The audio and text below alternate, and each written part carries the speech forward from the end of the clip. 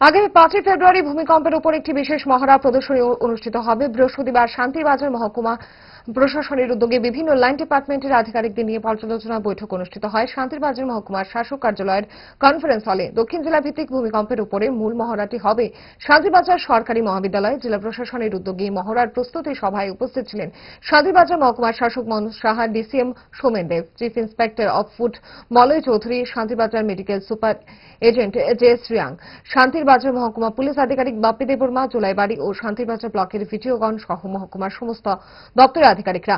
প্রাকৃতিক দুর্যোগের পাশাপাশি বন্যায় মোকাবিলাও এই ধরনের মহড়া প্রয়োজন বলে মনে করছেন সৌবুদ্ধি সম্পন্ন মানুষ। আমাদের ডিস্ট্রিক্ট লেভেল আমরা ডিজাস্টার মক ড্রিল করতে যাচ্ছি।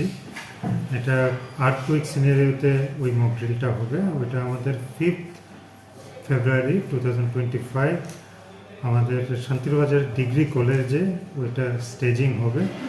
তো ওইটা নিয়ে আমাদের আজকে আলোচনা ছিল। সবগুলো লাইন ডিপার্টমেন্ট নিয়ে আমরা প্রিপারেটরি মিটিং করি।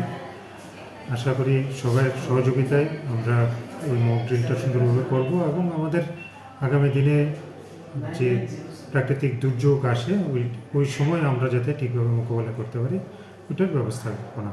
ইচ্ছে করে ডায়েটটা ভুলে রোলটা ফুচকাটা খেতে, কিন্তু মনে রাখতে হবে 5 দশক ধরে গ্যাস, অম্বল ও পেটের সমস্যা একমাত্র সমাধান গ্যাস নল।